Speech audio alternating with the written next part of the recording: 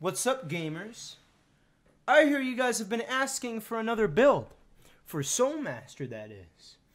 And I am here to deliver that request. Now, guys, I gotta be honest with you. For all you big dick DPS alpha male chads out there, please, you might want to be careful because you're treading in support waters. That's right, support. A role in any other game would be dull and boring and uninteresting, at least to a big dick DPS alpha male chad epic gamer as myself. But I gotta be honest with you guys, this one's a pretty sick one.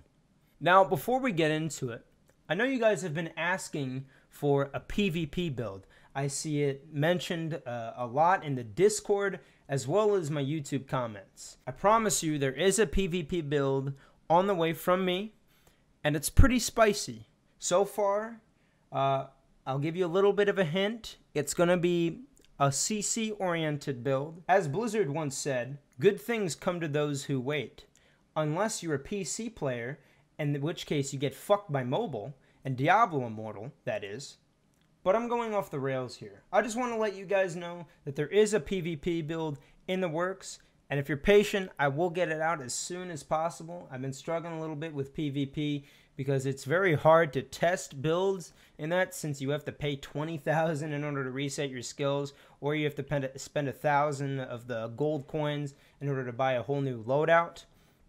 But there will be a PvP build coming soon so that you guys can get the epic victory royale in Lost Ark.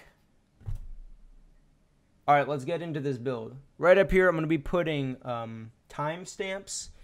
Basically, things that will help you know which place offers what if you're scrolling through the video. Right now, it is set to build, and throughout the video, it'll change depending on what topics we're talking about. But with all that being said, let's talk about the build. Alright, gamers, so what you are seeing right now is gameplay footage taken from my live stream of a Guardian raid. Now, I'm going to be putting a link to my live stream in the description down below, as well as right up top. Please go check that out. It would mean a lot, and it would be super sick if you did. So the first skill we're going to be running is Destructive Force. You're going to be putting 7 points into it. For the tripod system, we're going to be running Dexterous, as well as Prompt Support. Now, the reason we're going to be running with Dexterous is because it's one of the few abilities that gives us damage amplification for our team. Now, it's really strong because Destructive Force has a 9-second cooldown, which means you can use it every 9 seconds, and the duration of the damage amplification is 3 seconds long, meaning we have a 7 or 6 second downtime. So really, it's more of a 6 second cooldown on the ability rather than a 3 or 9 second. So it's very strong. We're also giving our team 20% increased damage on top of that. So it's great. Next is Spin Kick, as well as Destructive Force. Spin Kick is going to be we're going to be putting 7 points into Spin Kick. We're going to be taking Improved Speed and Prompt Support, or 2-1 for the tripod system. We want to get as much attack speed out of it, so we don't have a long animation for the ability, as well as getting Prompt Support, which is another 20% increased damage for our party. But this one lasts 4 seconds. So it's really, really good when stacked with Destructive Force. And yes, they do stack. You can stack as many damage amplifications as well as damage reduction amplifiers as you want. The next ability we're going to be running is Dashing Strike. We're going to be putting 7 points into Dashing Strike, and we're going to be taking... now, it's up to you if you want to take Superior Mobility or Improved Mobility. Superior Mobility, which is the third trait, or the third choice, will give us 2 meters more of range for when we dash, which is great for escaping out of situations. However, Improved Mobility reduces the cooldown by 1 second from 8 to 7, which scales every time you use the Dashing Strike, so it can be very helpful at reducing the cooldown for Dashing Strike. That way you're able to use it more often, which can play into our next option, or our next rune choice, which is Prompt Defense. We're going to be taking Prompt Defense because of its 30% damage reduction bonus to all your party members for 3 seconds. Now, the reason you're going to be taking this is because of the fact that the 30% damage reduction is flat. You don't have to use Dashing Strike more than once to get it. Unlike Prompt Support, which gives you a damage buff, you have to use it 3 times in order to stack it to 30. Prompt Defense also resets every time you use the dash, so you can dash towards somebody, then wait, and then dash again to reset it, then wait again, and then dash one more time to reset it effectively, getting up to around 7 or 8 seconds, or 6 seconds longer of a damage reduction for the skill. The next ability we're going to be taking is Force Strike. Now, this one is going to be putting 5 or 6 points. You're going to be dumping all of your excess points into Force Strike. So if you have just any extra points, put them all into Force Strike. You want to get that as high as possible, but it isn't a mandatory skill, so we're not going to be focusing on it. So it's going to start off at 4. You need to get it at 4 so we can take a Dramatic Blow, or the third tripod option, which will increase our stagger rate for the ability. The next option we're going to be going is Lightning Force. We're going to be maxing this one out at 10, and then we're going to be taking a Secret Attack, Concussion, and Sixth Sense, which is 2, 3, 1 in the tripod system. Now, the reason we're taking Secret Attack above the resource reduction or the knockdown is because the knockdown does not work on bosses, and the improved endurance is good, but it is nowhere close to being as good as a Secret Attack. Now, Secret Attack, or the second option in the tripod system, for the first row that is, allows you to deal 20% increased damage to targets that are below 50% health. And it also gives you a 20% damage buff for 3 seconds on top of that. Now, this only triggers if the target is below 50% health. Now, this helps you in Guardian raids because of the fact that you can't see the target's health. So it's more of a hidden buff where you are now able to see when the target is below 50%, because now you will get a damage buff increase whenever you use it on the target. OP. So after Secret Attack, we're going to be taking Concussion. The reason for Concussion is because we want to be doing as much stagger damage as possible. This build revolves around amplifying your team, reducing the damage taken for your team, dealing big damage with your team, and staggering the boss for your team. So that's what this build's all about.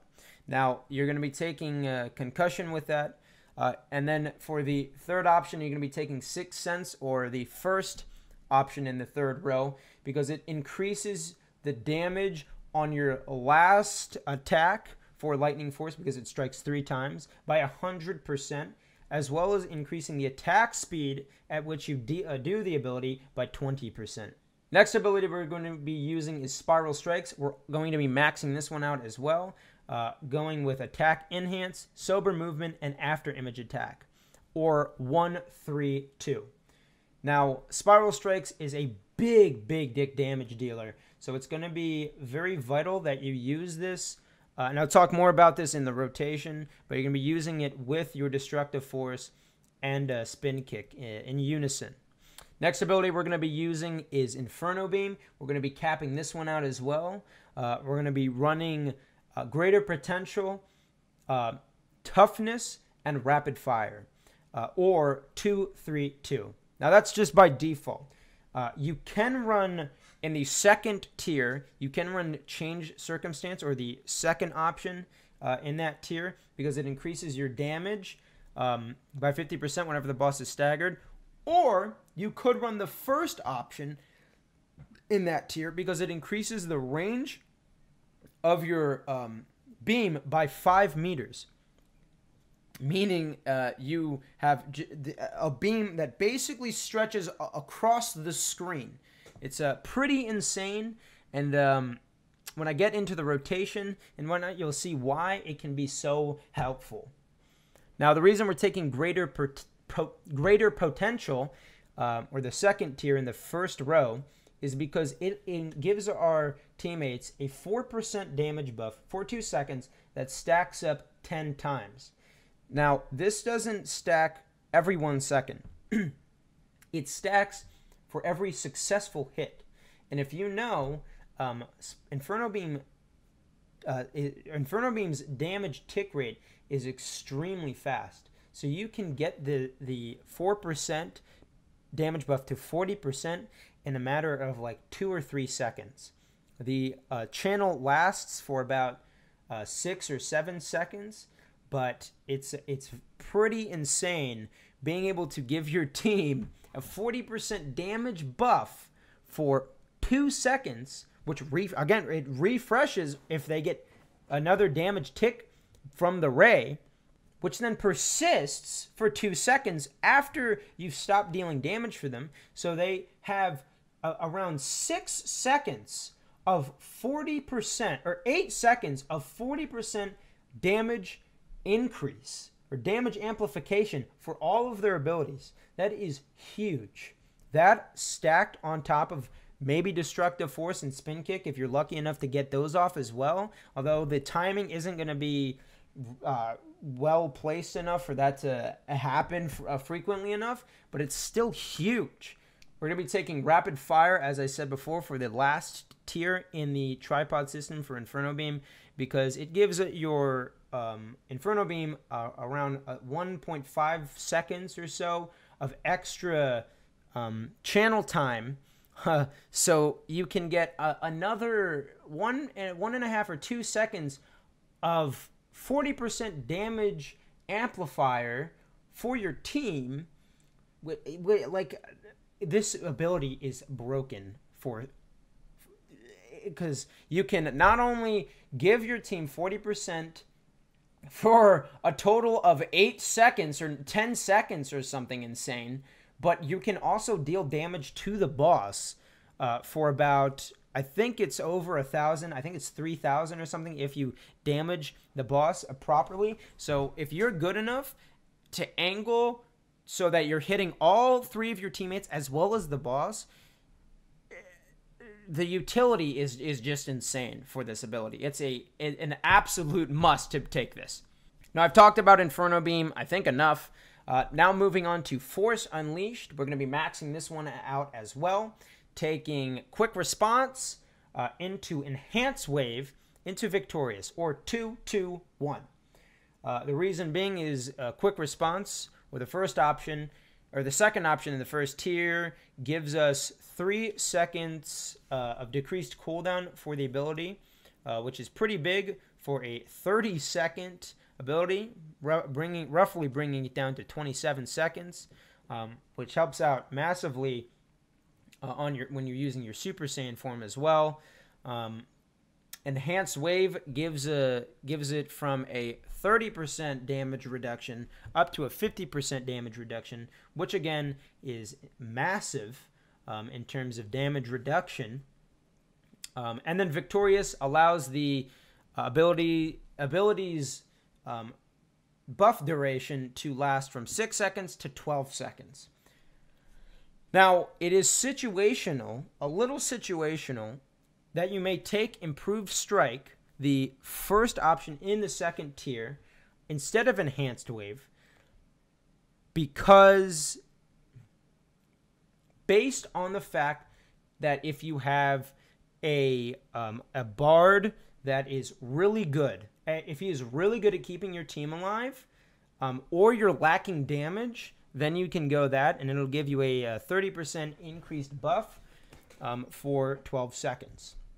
But any other time you want to take the Enhanced Wave because of that 50% damage reduction, it's insane how good it is. All right, now for gameplay. So what I'm going to be showing you here is the rotation for the build. It's very simple, but also a little bit not simple. Because of the fact that it is a support build, there really isn't that much of a standard rotation for the build, and I know that might seem bizarre at first, but just hear me out. For the Bard, I'm sure there is a set rotation, or maybe I'm wrong. I don't know. I don't play Bard, so I don't know. But for this, since it's a support build, everything you do is situational, except for the Q, W, and E abilities, or Spiral Strike, Spin Kick, and Destructive Force. Now, the rotation we're going to be looking at really is those three abilities. So we're not going to be looking at the other abilities too much, other than for the situations that they would be used in. But for right now, we're going to be focusing on those three abilities. So here is the rotation for the build. You're going to be starting off with Spin Kick, into Destructive Force, into Spiral Strike. The reasoning behind this is because you need to really utilize the cooldowns of the abilities as well as the buff timers. Destructive Force has a 3-second buff timer, whereas Spin Kick has a 4. If you use Destructive Force first and then use your Spin Kick, you're going to lose one of your buffs while maintaining the other. So you're not going to have two. But if you use Spin Kick first into Destructive Force, then you will have two or both of your buffs up at the same time, and they will run out at the same time, as you might be able to see here. So they're both at 2, 1, into 0. They literally, somehow the animations pair up perfectly. And then obviously you use your Spiral Strike because you have a 40% damage buff. So you're going to be hitting like a fucking truck. So in slow motion, you can see I'm using Spin Kick into Destructive Force into Spiral Strike. So here is where the situationals come into play. For your S and D key, or Electric Force, or Lightning Force, and Force Strike, cannot remember the ability names, you're going to be using these pretty much not at the same time, but whenever they're off cooldown. You're not going to be using them in unison, just whenever they're off cooldown. You're using these two abilities on cooldown, which means you're gonna, whenever they come up, you use them. You get into position to use them. Now, what you're going to be doing with these abilities is you can first off start with your Thunder Strike into Force Strike. Now, these two abilities, Thunder Strike does more damage when applied to the back, I believe. I could be wrong on that, but I believe it does more damage when applied to the back.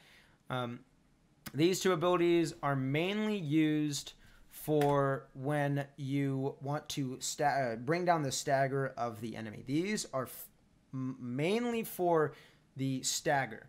They do a lot of damage, but you're not going to be using them with your damage buff. That is primarily used for the Spiral Strikes. These are going to be used off cooldown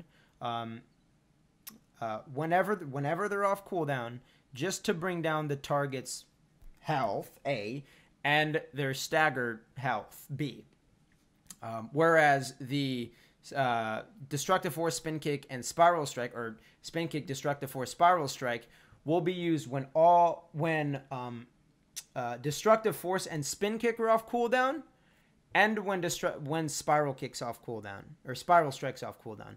Now the thing is, and this is where it gets a little complicated, but if you really want to perfect your gameplay, hear me out. You're not going to be using, you don't want to wait for Spiral Strike before using Destructive Force and Spin Kick. When you use Spiral Strike is when Destructive Force and Spin Kick are off cooldown.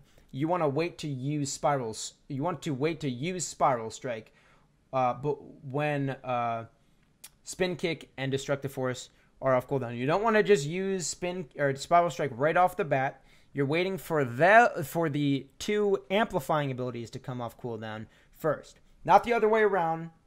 It's Spiral Strike.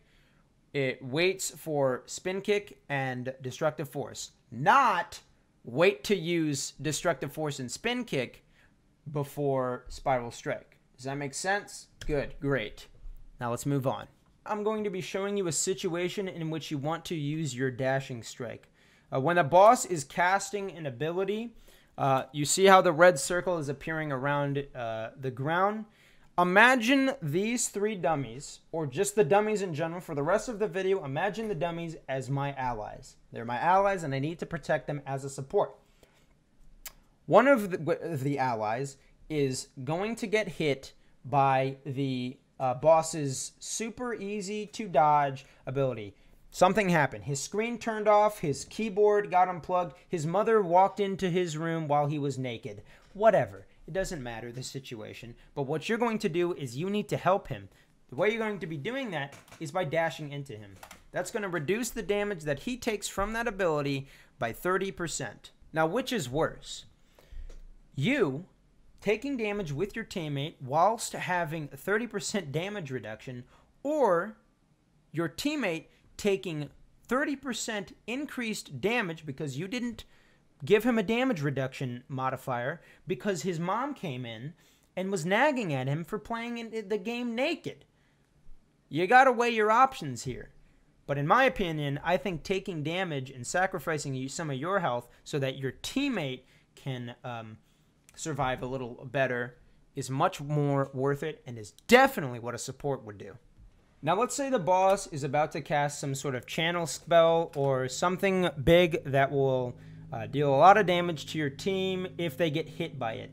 Similar to this boss when he casts bombs on the ground that explode. These things do a lot of damage if you get caught by them, and they but don't hit immediately.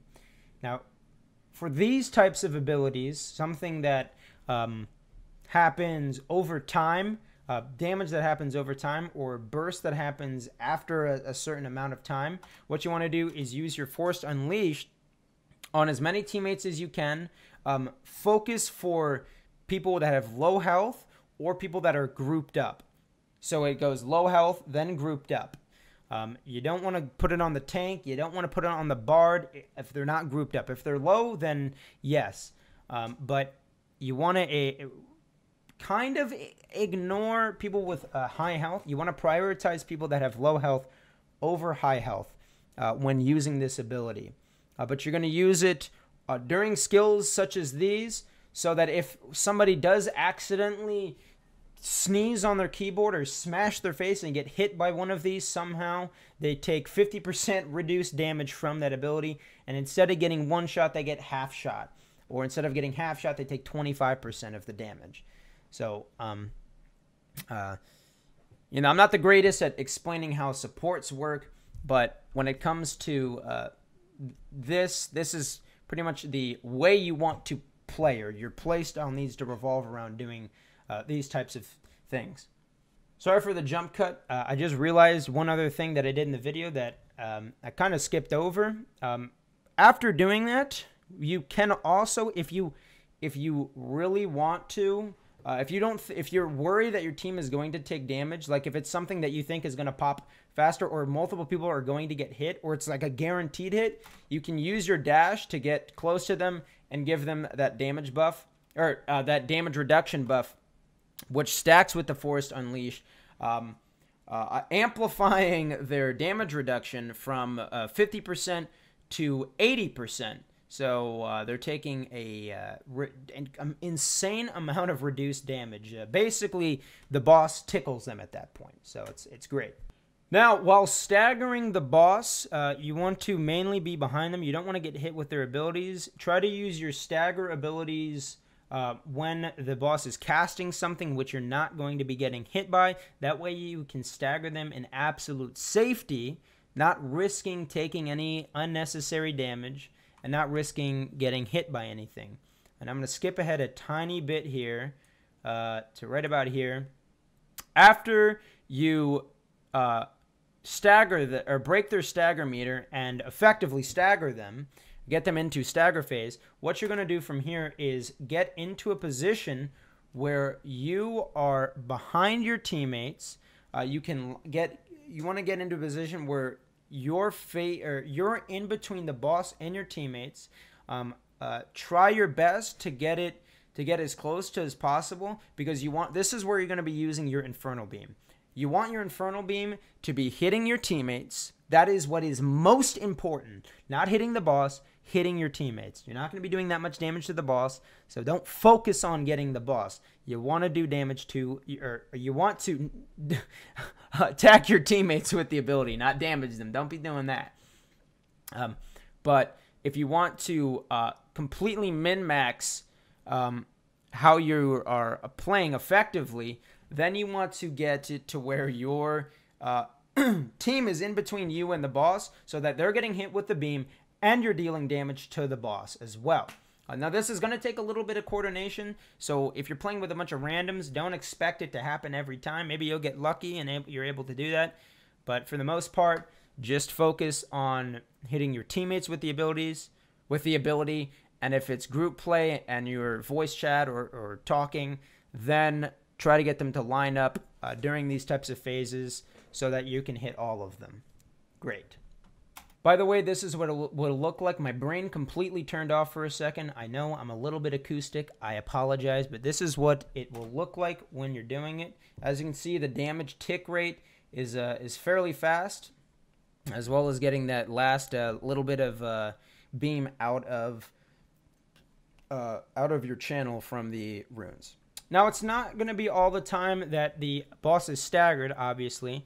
So when the boss is casting some sort of channel ability or some sort of ability in which they're standing still and your team's not going to be getting hit by it, then you want to get into position and use your Infernal Beam.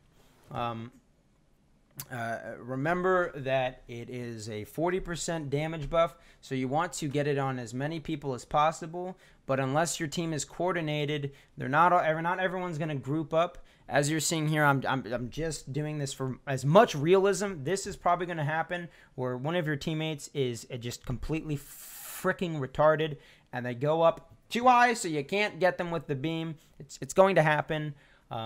Hopefully not if you're doing group play, but with random people, it's bound to happen.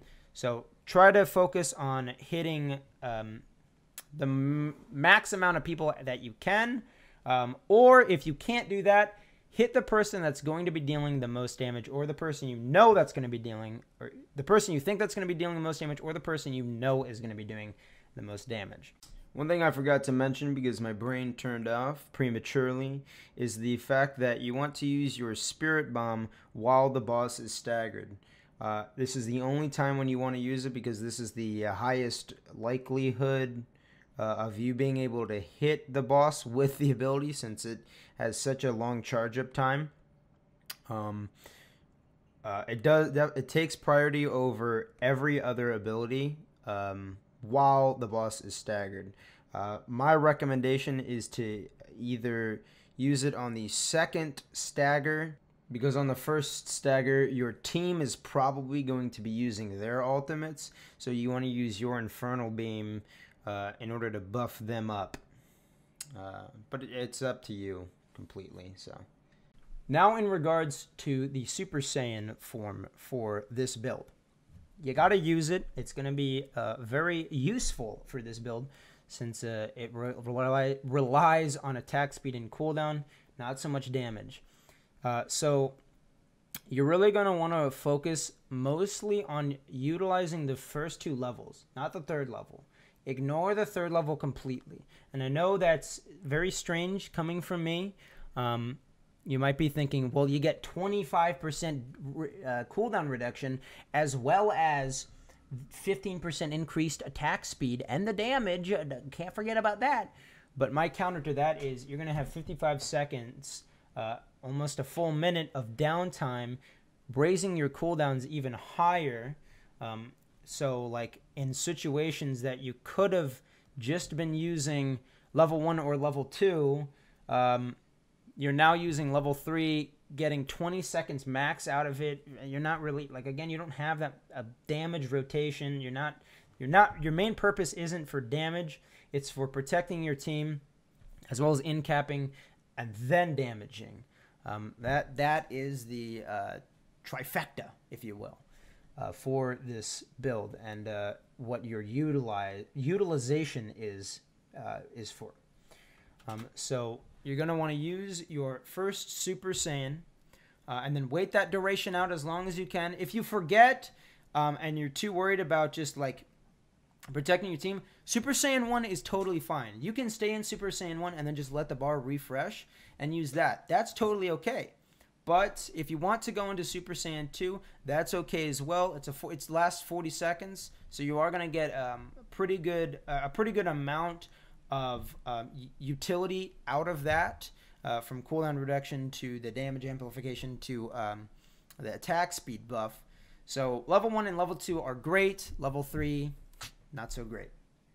For this build, at least. All right, guys, that pretty much wraps up the video. I hope you found it useful and helpful. I hope to start seeing some of you Soul Masters utilizing this build and using it in battle. Yay! I haven't thought of a really great name for it, so I'm going to be just calling it zSoul Master, sort of like other support builds in other games, such as Diablo, where you have Z-Monk or Z-Barb. So zSoul Master, Z-Master, whatever you want to call it. Though Z-Master would, I guess, also affect Battle Master, so zSoul Master, or whatever. You guys come up with something. I don't care. But if you have any questions about the build, make sure to go on my stream. I stream every day of the week except for Mondays. Yeah, with that being said, guys, thank you so much for watching. Make sure to hit that like button and subscribe. I have Ligma and I'm transabled, so I really need that support. Thanks again. Have a fantastic rest of your day, and I will hopefully see you next time. Peace.